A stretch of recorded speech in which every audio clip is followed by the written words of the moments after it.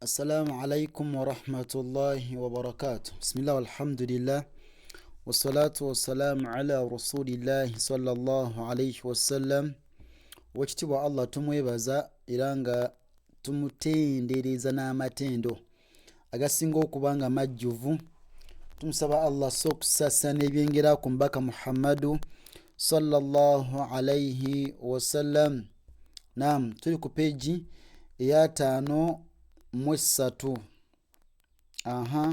tukyali mu idgham, tukyali mu ki mu idgham, tukyali mu ikhfa'u, tuli mu iqlab ne idhhar. Tu applying amateeka ge twasoma emabega. Tegedde? A'udhu billahi minash shaitanir rajim. Tugenda soka tusome kimu then tubigatte because plus wekoma woyina okukoma wano. Otegedde?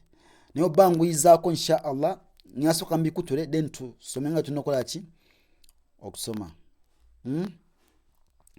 Fi ma'zilin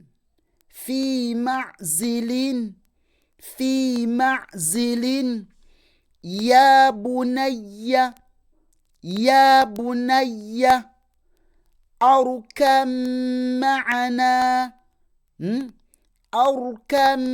ma'ana. Akati jukira tuyina idgham gutwasoma wali mabega. Tugenda kubuliza tanwini eno mu ya'u. Okitegedde? Tusike sukuni eno esembere ku ya'u nga tubuse alif. Tusike sukuni eno, tusike mimu eno naam ku kaf. Okategedde? Nkudiramu. Tugenda kubuliza tanwini muki mu ya'u. Tusike eno rwa esembere ku ya'u. Tusike mimu eno esembere ku kaf. Okitegedde nga tuwuna kakitegeza eno ba tebagisoma ne alif tebagisoma. Okitegedde? Ne tanwini tebagisoma wabula basoma kasra kukyo. Okategedde? Tugambe fi ma'zilin ya bunayya rukam ma'ana. Okategedde? Fi ma'zilin ya bunayya yaru kam ba tulisoma tujibuliza mu mim ganti kam ma'ana fi ma'zilin ya bunayya rukam ma'ana. Bote wino kisoma fi ma'zilin ya bunayya rukam ma'ana. Ekyokubiri ayyumiddakum. Tubuliza eno nuni mu ya'u because nuni ya sukun ate maso waliyo ya'u haruf min huruf al-idgham. Katugamba nti ayyumiddakum fi ma'zilin ya bunayya rukam ma'ana ayyumiddakum. Okitegedde? Wankudemu gumu. Fi ma'zilin ya bunayya rukam ma'ana ayyumiddakum min yawmi towanga nti si mi wala min yawmi mimma'in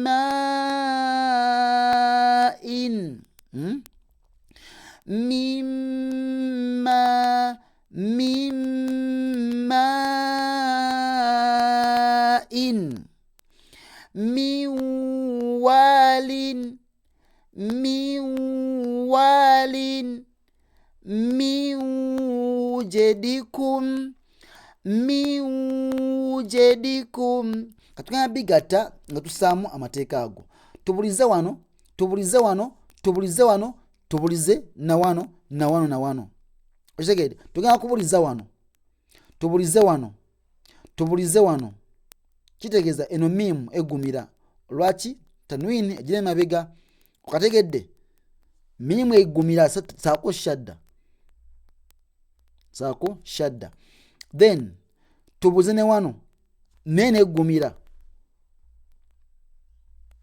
Okategedde? Then tubulize na wano ku waawo. Okategedde? Tugambe nti min yaumi mimma min walim min wujadikum. Kadem? Min yaumi mimma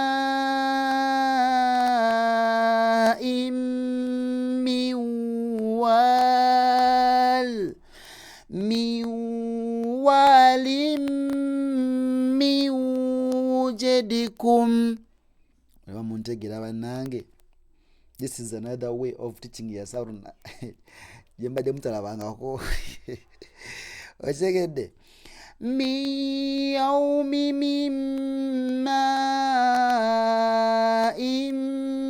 min walim min wujadikum.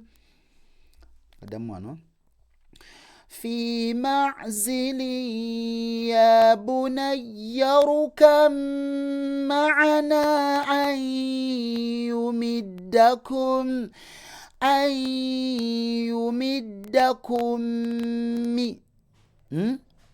labino mimu أن يمدكم من يوم مما